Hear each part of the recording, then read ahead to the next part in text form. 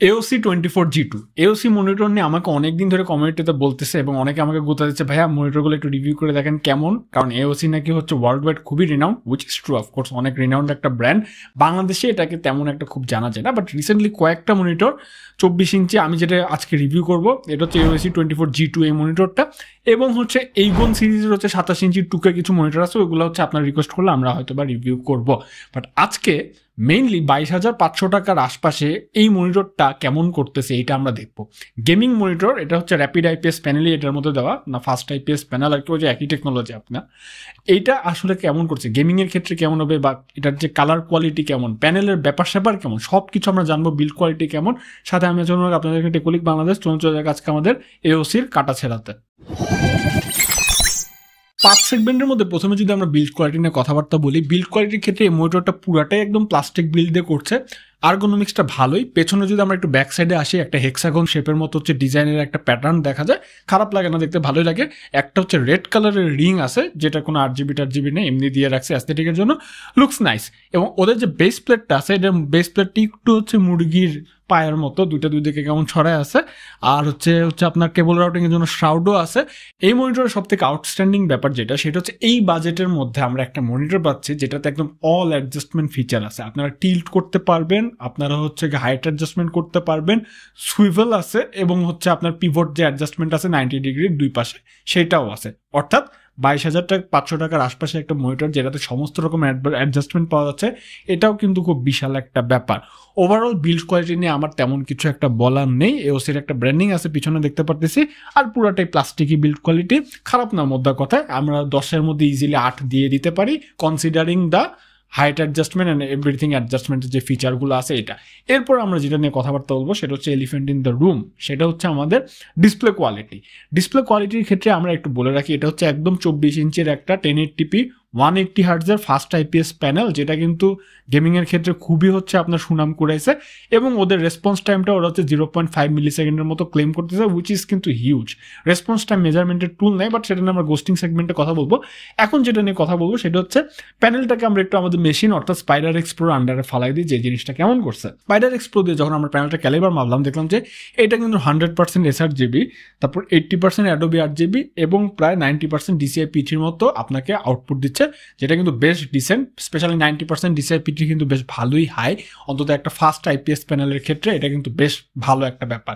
তো তারপর আমরা যখন একটু এটা ব্রাইটনেসটা মেজারমেন্টে শিফট করলাম, দেখলাম যে এটা কিন্তু প্রায় 304 নিটসের মতো সেন্টারে ব্রাইটনেস দিচ্ছে। এটা ক্লেম ব্রাইটনেস কিন্তু 250 নিটস, তার থেকে কিন্তু বেশি দিচ্ছে, which is a good sign. Of course একটা গুড প্যানেল সাইন কিন্তু এটা। কন্ট্রাস্ট রেশিওটা যখন আমরা মাপলাম 50%-এ সেট করে, আমরা দেখলাম যে এটার কন্ট্রাস্ট রেশিওটা 960:1 যায়, বাট যখন পুরোটা ক্র্যাঙ্ক আপ করি তখন কিন্তু প্রায় 1165:1 যায়, যেটাও কিন্তু ওদের 1000:1 কন্ট্রাস্ট রেশিও থেকে বেশি। অর্থাৎ ওরা যেটা দাবি করতেছে বা ক্লেম করতেছে তার থেকে কিন্তু বেশি, অন্তত ম্যাক্স ক্যালিবারটা কিন্তু বেশি আছে, সেটা আমরা বুঝতেই পারতেছি। এরপর যখন আমরা একটু ডেল্টা অ্যাভারেজটা দেখলাম এই মনিটরটা যখন আমরা বক্স থেকে খুলে আনক্যালিব্রেটেড অবস্থায় ডেল্টা অ্যাভারেজটা মাপলাম, তখন দেখলাম যে এটা কিন্তু 2.89 মতো ডেল্টা অ্যাভারেজ দিচ্ছে, যেটা কিন্তু মোটেও ভালো না বলতে গেলে। অবশ্যই হচ্ছে 2-এর নিচে এবং 1-এর কাছাকাছি থাকতে হবে ভালো। বাট যেই আমরা এই মনিটরটা আমাদের স্পাইডার এক্স প্রো দিয়ে ক্যালিব্রেট করে তারপরে ডেল্টা অ্যাভারেজটা মাপলাম ক্যালিব্রেটেড অবস্থায়, দেখলাম যে এটা হচ্ছে 0.61-এর মতো ডেল্টা অ্যাভারেজ দিচ্ছে 2000 ভ্যালুতে আর কি, উইচ ইজ কিন্তু হিউজ। অর্থাৎ বোঝাই যাচ্ছে এই প্যানেলটার ক্যালিবার অনেক হাই, এবং 0.6 ডেল্টা অ্যাভারেজ কিন্তু ডেফিনেটলি এটাই হচ্ছে আপনার ইন্ডিকেট করে যে এটা কিন্তু হচ্ছে আপনার যে কোনো কালারের যে পার্সেলেবিলিটি সেটা কিন্তু বেশ ভালো মতো আপনাকে দিয়ে দিবে। অর্থাৎ রিয়েল লাইফের কালার এবং মনিটরের মধ্যে দেখার কালারের মধ্যে খুব একটা কিন্তু আপনার ডিফারেন্স ওয়াচ করতে পারবেন না। এবং এটা বলে দিই, এটা কিন্তু আমরা ডিসপ্লে ক্যাল 3 দিয়ে মাপছিলাম, এক্সটেন্ডেড ভেরিফিকেশন টেস্ট চার্টটা ইউজ করছিলাম। ডেল্টা অ্যাভারেজ খুবই একটা সাবজেক্টিভ ব্যাপার, আপনার কিভাবে টেস্ট করছেন তার উপর ডিপেন্ড করতেছে। যাই হোক, এরপর আমরা মোটামুটি প্যানেল নিয়ে কথাবার্তা বললাম। প্যানেলটা যদি একটু আমি আমার নিজের এক্সপিরিয়েন্স নিয়ে কথাবার্তা বলি, এই প্যানেলটা যখন আমি খুলে ইউজ করলাম, ইট লুকস নাইস। আমার একটু মনে হয়েছে যে এটার একটু ভিউইং অ্যাঙ্গেলটা আর একটু বেটার হতে পারতো, যদি আমরা একটু যদি শিফট করি নিজেদেরকে, ইয়েটা ঘুরে একটু আমি ডেভিয়েশন দেখতে পারি, একটু হালকা নেগেটিভিটির একটা খুবই সামান্য ছোপ দেখতে পারি, বাট ইটস ফাইন। এটার হয়তো বা যে কোটটা ইউজ করছে উপরে ম্যাট কোট, এটার কারণে এটা একটু হইতে পারে, হেরফের হয়তো বা একটু হয়েছে। এছাড়া কন্টেন্ট দেখে আপনি মজা পাবেন, সিনেমাটিক টোনগুলো আপনি ফিল করতে পারবেন, বিকজ DCI P3 কিন্তু বেশ ডিসেন্ট 90%-এর মতো, যেমনটা বলছিলাম। টেক্সট শার্পনেস না, আমার একটু মনে হয়েছে সাবপিক্সেল লেভেলে হালকা একটু শার্পনেস কম আছে। সেটা কি, আমি যেমন MSI বা অন্যান্য যে প্যানেলগুলো করছি ওগুলো কিন্তু টেক্সট শার্পনেস একদম স্ট্যান্ড আউট করা, এটার কন্ট্রাস্ট রেশিওটা হাই, বাট তারপরে মনে হচ্ছে যে না, একটু যদি টেক্সট শার্পনেসটা একটু বেটার হতো, টেক্সটগুলোকে আর একটু স্ট্যান্ড আউট করা যদি ভালো হতো। বাট আপনারা বুঝবেন এগুলো খুবই 19.5-20 নিট পিকিং করা ব্যাপার। আমি অনেকগুলো মনিটর নিয়ে ঘাটাঘাটি করি, তো এর জন্য আমি বুঝতে পারি, এটা এর জন্য আমি আপনাদেরকে বললাম। এরপরে মোটামুটি এই ছিল আমার এক্সপিরিয়েন্স ডিসেন্টই ছিল, খারাপ না, ভালোই লাগছে কন্টেন্ট ওয়াচিং এর ক্ষেত্রে। তারপর যেটাতে আমরা শিফট করবো সেটা হচ্ছে গোস্টিং মেজারমেন্টে। গোস্টিং এবং রেসপন্স টাইম মেজারমেন্টের ক্ষেত্রে ওরা বলছে 0.5 মিলিসেকেন্ড পর্যন্ত যায়। এটাকে একদম অথেন্টিকেট করার মতো আমার অবস্থা এখন নাই, কারণ এখন আমাদের কাছে টুলটা নাই, একসময় হবে অফকোর্স, দোয়া করেন আপনারা। বাট আমি যখন এটাকে UFO গোস্টিং টেস্টে 180 হার্টজে মাপলাম, এটা 4টা হচ্ছে আপনার মোড আছে ওভার ড্রাইভের ক্ষেত্রে। একটা হচ্ছে অফ, একটা হচ্ছে উইক, একটা হচ্ছে মিডিয়াম এবং স্ট্রং। অফ আর উইকটাতে মোটামুটি ট্রেল থাকে না, বাট ভাই রে ভাই, আমি যখন মিডিয়াম মোডে সিলেক্ট করলাম, এইটা আমার দেখা one of the finest monitor ghosting ক্ষেত্রে। আমি লিটারালি কোনো ট্রেল বা ওভারশুট কিচ্ছু আমি দেখতে পাইনি, খুবই পারফেক্ট একটা পিক্সেল, ইউএফওগুলো খুবই পারফেক্টলি আমাকে দিছে, এবং এটাই আমার দেখা ওয়ান অফ দ্য বেস্ট মনিটরে, if not the best, one of the বেস্টের কাতারই থাকবে। খুবই এক্সিলেন্ট পারফরমেন্স দিচ্ছে, নো ডাউট। কিন্তু স্ট্রং মোডে যদি আপনারা শিফট করেন সেক্ষেত্রে কিন্তু হচ্ছে পিক্সেল ওভারশুট হয়ে নানা রকম আর্টিফ্যাক্ট এবং ফ্রিঞ্জিং লাইন আসে, যেটা রেকমেন্ডেড না। রেকমেন্ডেড হচ্ছে মিডিয়াম মোডে খেলা। আই অ্যাবসোলুটলি লাভড ইট, খুবই ওয়ার্থিট হবে। যারা হাই অকটেন গেমগুলো খেলবেন তারা লিটারালি কোনো ধরনের গোস্টিং আপনারা পাবেনই না, দ্যাটস মাই গ্যারেন্টি।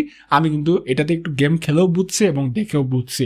তো গোস্টিংয়ের ক্ষেত্রে এটাকে ডেফিনেটলি 10-এ 9.5 দিয়ে দেওয়াই যায় যদি ঠিক মতো টুয়েক করা যায়। এরপরে যখন আমরা যেটাতে শিফট করলাম ব্যাকলাইট ব্লিডিং, এটাতে কি অবস্থা, এখানেও আমি দেখলাম যে ওই যে এওসির যে গ্লোবাল রিনাউন্ডটা আছে না, রিনাউন্ড যে নেমটা আছে, ব্যাকলাইট ব্লিডে যখন আমি ব্রাইটনেসটা ক্র্যাঙ্ক আপ করে একদম অন্ধকার রুমে দেখলাম, এইটাতে ভিজিবল কোনো গ্লো বা ব্লিড সেরকম নাই। শুধু লেফট আপনার বটমে সামান্য একটু হালকা গ্লো দেখা গেছে, টপ রাইটে একটু গ্লো এদিক ওদিক করলে খুব কষ্টে দেখা যায়। অর্থাৎ মনিটরের শিল্ডিংটাও কিন্তু বেশ ভালোভাবে করে, এবং ব্যাকলাইট ব্লিড টেস্টিং এর ক্ষেত্রেও এটা বেশ ভালো পারফর্ম করছে, আপনারা দেখে নিতে পারেন।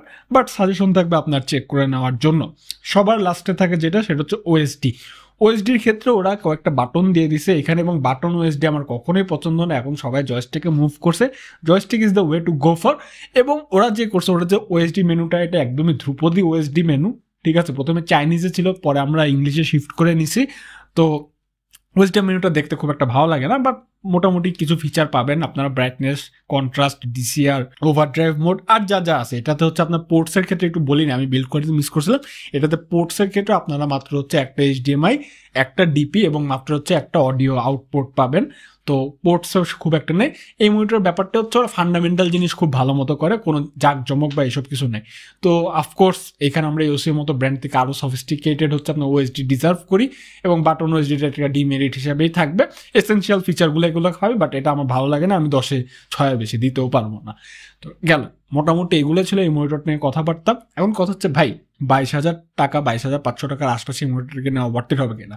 ইয়েস, ওয়ার্থিট হবে, স্পেশালি যারা হাই অকটেন গেমিং করেন, যারা মোটামুটি হচ্ছে কন্টেন্টও দেখেন বা কন্টেন্ট এডিটও করবেন, তারাও কিন্তু বেশ ভালো একটা হচ্ছে এক্সপিরিয়েন্স পাবেন, এটা বলাই যায়, নো ডাউট। অন্তত আমিও পাইছি ডিসেন্ট কালার, মোটামুটি শার্পনেস, একদম যে টপ লেভেলের আমি শার্পনেস সেটা আমি বলবো না, but it's fine, it does the work very fine.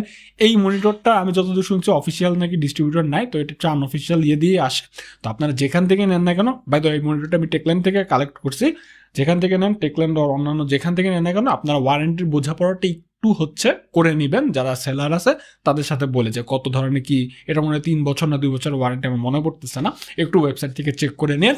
But overall আমার তো মনিটরের হার্ডওয়্যার নিয়ে কাজকর্ম, এখানে it does the job, it does very fine. আমার খুব ভালো লাগছে, অন্তত গেমার কমিউনিটি এটা খুব মানে সাদরে গ্রহণ করবে বলাই যাচ্ছে।